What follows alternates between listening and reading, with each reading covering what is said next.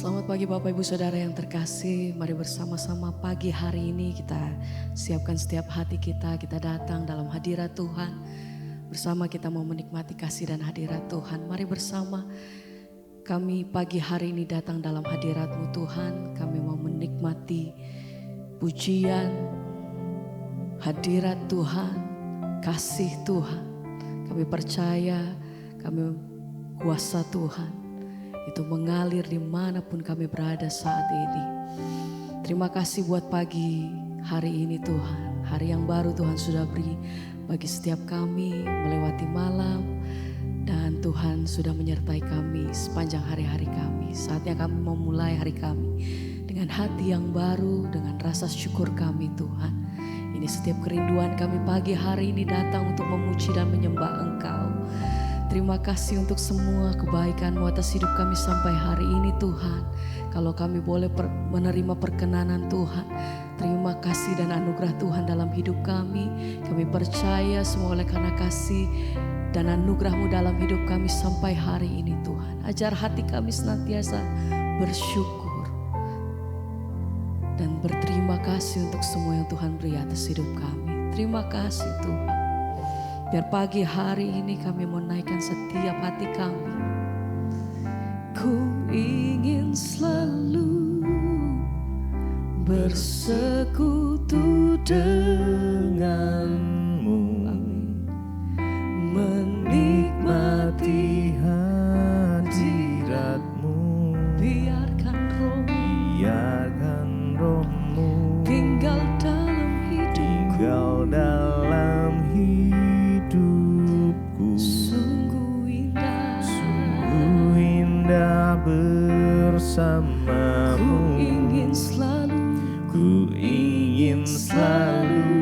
amin, bersekutu denganmu, menikmati kasih dan hadirat-Mu Tuhan. Menikmati hadirat-Mu. Biarkan roh-Mu tinggal dalam hidupku. Kami mau menikmati kasih-Mu. Sungguh indah bersamamu. Ku ingin selalu bersekutu denganmu, menikmati kasih, menikmati hadirat. Biarkan roh-Mu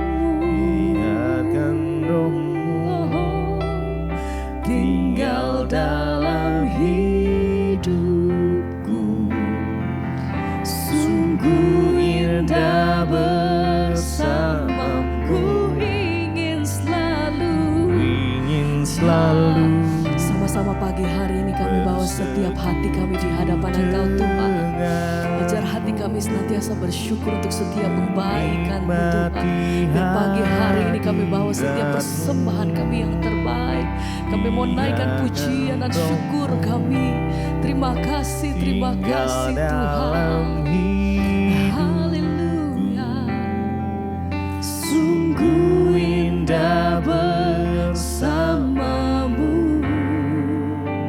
selamanya. Kami datang bersyukur buat kasih dan hadir-Mu Tuhan.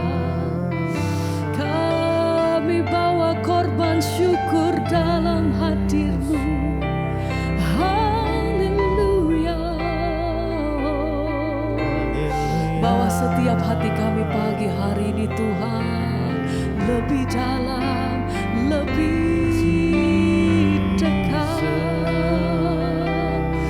Ya, kasih-Mu itu yang membawa setiap hati kami menikmati kasih-Mu Tuhan. Oh, jamahan-Mu atas setiap kami. Haleluya.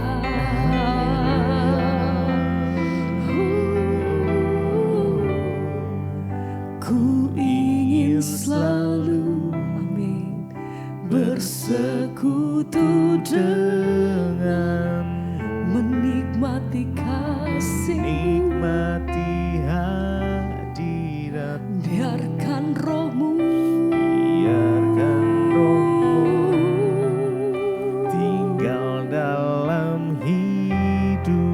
indah dalam kasih-Mu. Indah Sekali lagi bersama mari katakan, oh ku ingin selalu bersekutu denganmu, menikmati hadirat-Mu, biarkan rohmu tinggal dalam hidupku.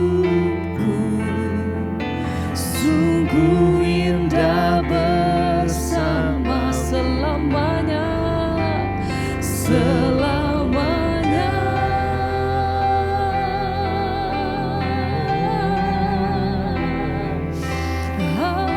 Kami mau nikmati kasih-Mu, kami mau tinggal dalam hadirat-Mu, Tuhan.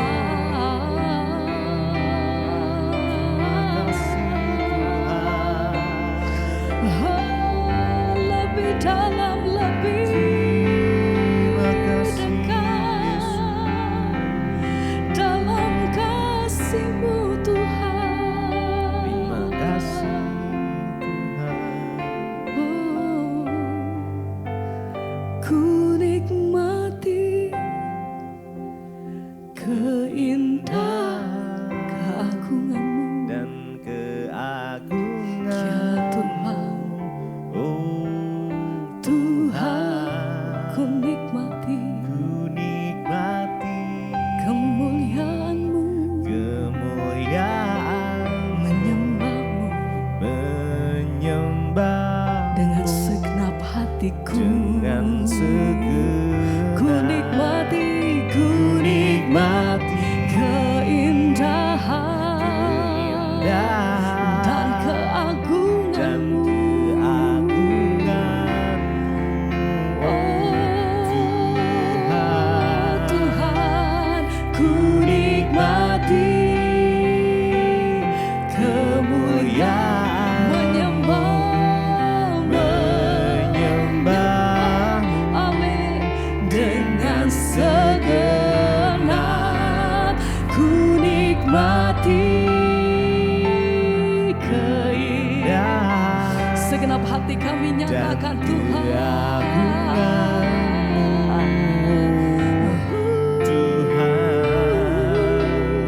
Ku nikmati kemuliaan, menyembah segenap hatiku, dengan segenap hatiku, segenap hatiku, Tuhan. Kami rindu hadir-Mu lebih dekat, menikmati kasih-Mu, menikmati hadir-Mu, Tuhan. Oh, ku nikmati keindahan keagungan-Mu, dan Tuhan. keagungan. Terima kasih Bapa. Ku nikmati kemuliaan-Mu, sepenuh hati kami, menyembah ya Tuhan. dengan segenap Hatiku.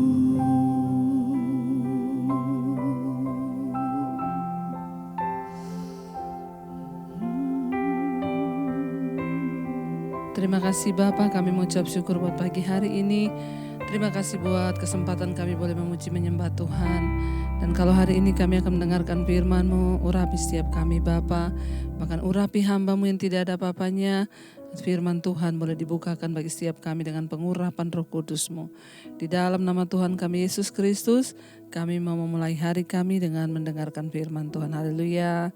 Amin, amin, amin. Iya, saudara, saya percaya ya kita semua pagi ini sehat luar biasa dan tetap mengandalkan Tuhan. Karena itu sebelum kita memulai segala aktivitas kita ada untuk bersama-sama mendengarkan firman Tuhan. Dan firman Tuhan hari ini saudara ya terambil dari Ibrani pasal yang ke-6. Ibrani pasal yang ke-6 ayat yang ke-19 sampai dengan ayat yang ke-20, 2 ayat saja. Firman Tuhan berkata begini saudara.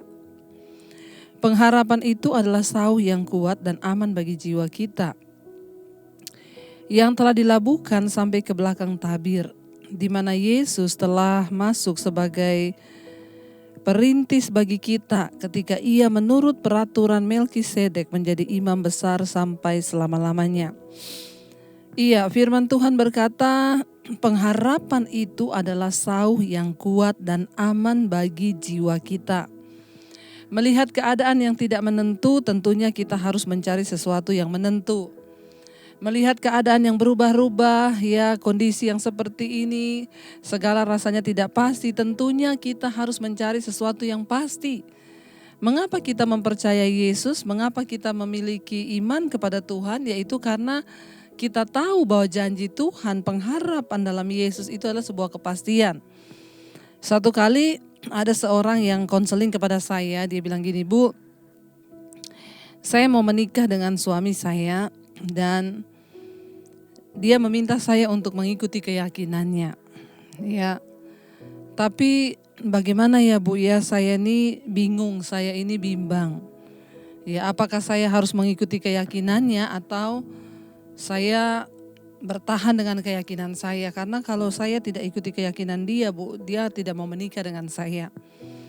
Ya, jawabannya sederhana, saya bilang kepada wanita ini, saya bilang, ya kalau kamu bertanya seperti itu berarti kamu tidak yakin dengan keyakinanmu. Namanya juga keyakinan. Ya namanya kalau keyakinan itu diganti, ya berarti kamu sudah tidak yakin. Dan nanti ketika kamu berpaling kepada keyakinan yang lain, kamu bimbang di tengah jalan, ya berarti kamu adalah orang yang labil dan belum memiliki keyakinan. Kalau saya punya keyakinan, ya saya yakin Yesus adalah juru selamat. Itu karena saya yakin. Nah, ketika saya meyakini sesuatu, tidak ada satupun yang bisa membuat saya bimbang. Ya, saya bilang termasuk ya kamu pacaran atau tunangan dengan orang yang tidak seiman. Harusnya kalau kita punya keyakinan, ya seperti saya ketika saya mengenal Yesus saudara, saya udah benar-benar yakin bahwa Yesus itu Tuhan dan Juru Selamat. Itu yang menjadi alasan saya kenapa saya rela meninggalkan keluarga. Karena saya yakin ketika saya dipaksa untuk meninggalkan Yesus, saya tidak bisa lagi. Kenapa? Karena aku sudah meyakini. Saya yakin-yakinnya bahwa aku percaya pada Yesus. Dialah jaminan keselamatan, dialah pengharapanku sampai pada hidup yang kekal. Nah kalau ada orang yang berkata percaya Yesus tapi ketika dia mau menikah disuruh pindah keyakinan dia mau, berarti dia nggak yakin dengan keyakinannya. Yang namanya keyakinan tuh saya jawab sama dia, ya gini toh Bu, ya gini toh Mbak. Yang namanya juga keyakinan, ya kalau nggak yakin berarti bukan keyakinan. Silakan jawab sendiri aja saya bilang.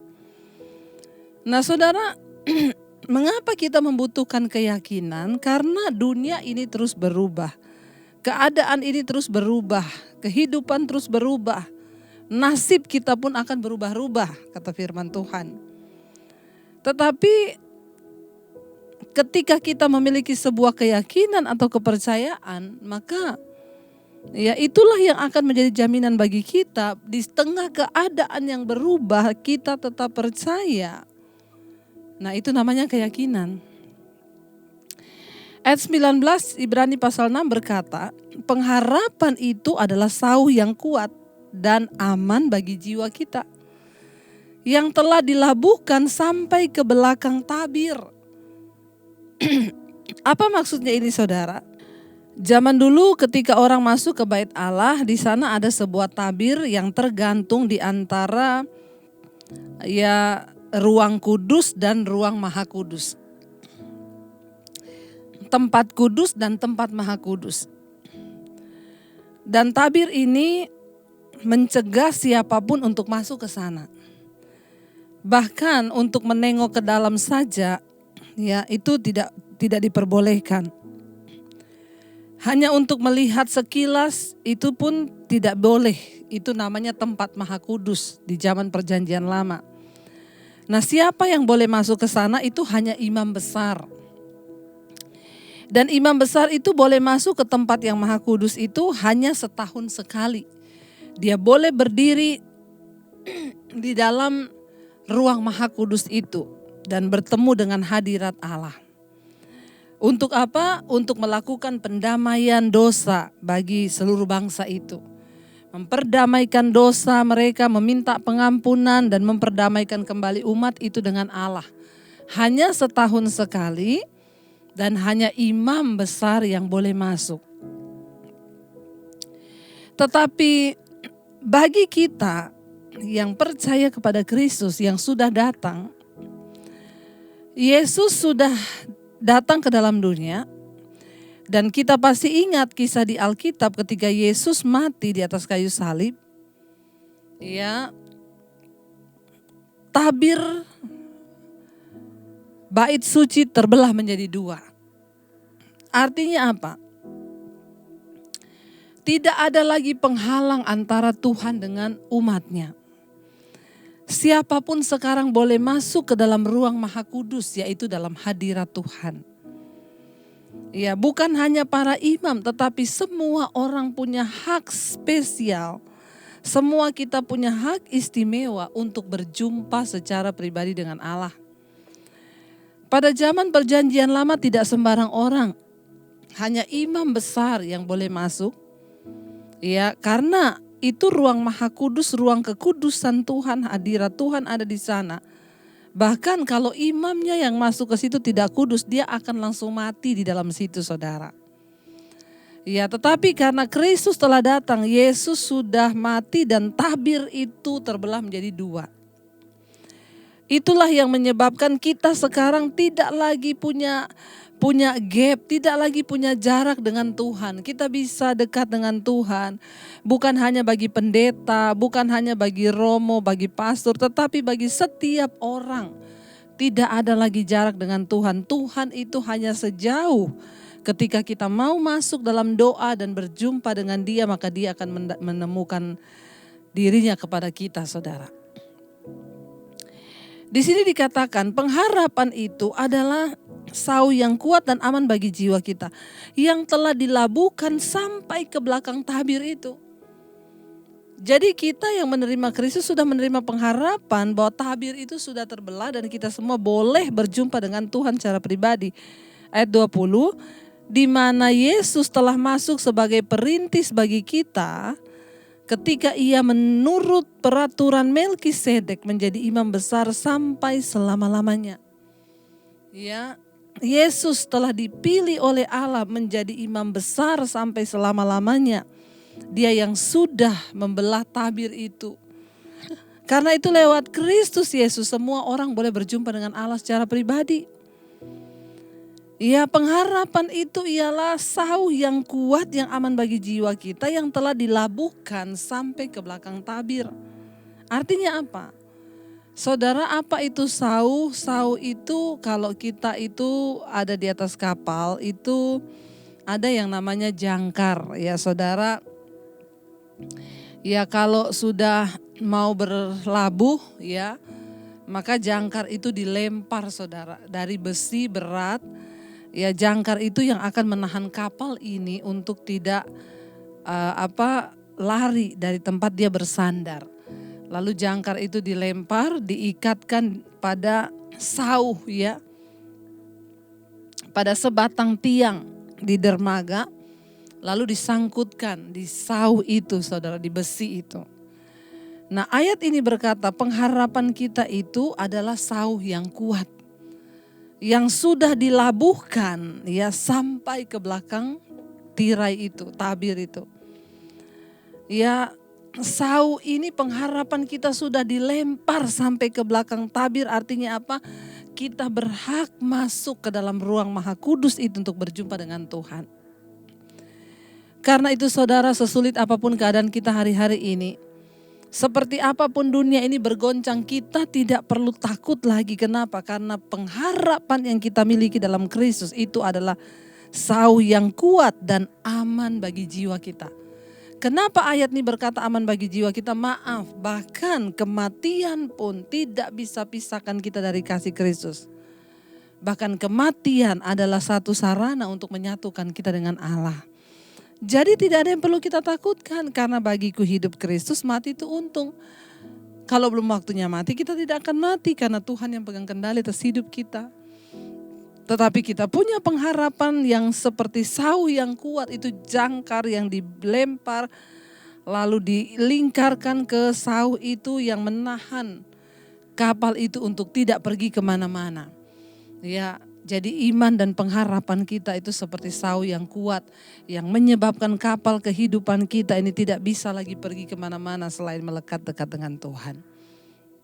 Biar kita mau terus berkata, harapan kami hanya di dalam Engkau Yesus hari-hari ini.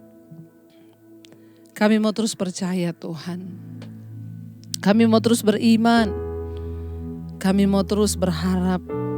Karena kami tahu pengharapan itu sauh yang kuat bagi jiwa kami. Mari tetaplah berharap saudara, sesulit apapun keadaanmu hari-hari ini. Biar kita mau berkata pada Tuhan, harapan kami hanya ada di dalam Engkau Yesus. Harapanku di dalam-Mu, hanya Kau Yesus kuatku. Ku percaya, ku aman dalam harapan kami di dalam-Mu Tuhan. Harapanku di dalam-Mu, hanya Kau Yesus kuatku. Ku percaya, ku aman dalam. Sekali lagi dengan iman saudara katakan, harapan kami, harapan Tuhan di dalam-Mu, hanya Kau Yesus kuatku. Ku percaya, ku aman dalam.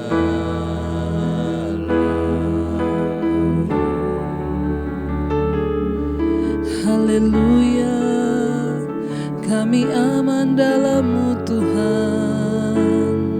Terima kasih Bapa, Kau berikan kami pengharapan. Pengharapan yang tidak mengecewakan. Bahwa di dalam Yesus ada kepastian kehidupan yang kekal. Pengharapan kami seperti sauh yang kuat yang dilabuhkan sampai ke belakang tabir. Kami boleh berjumpa dengan Tuhan secara pribadi, masuk dalam hadirat-Mu Bapa.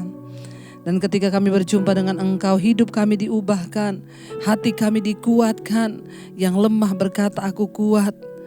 Biarlah hari-hari ini kami boleh berjumpa dengan Tuhan secara pribadi. Berkati setiap mereka yang setia mengikuti Mezbah Syukur. Terima kasih buat kekuatan Tuhan. Terima kasih buat firman-Mu yang menjadi kekuatan bagi hidup kami. Terima kasih buat anugerah-Mu Bapa.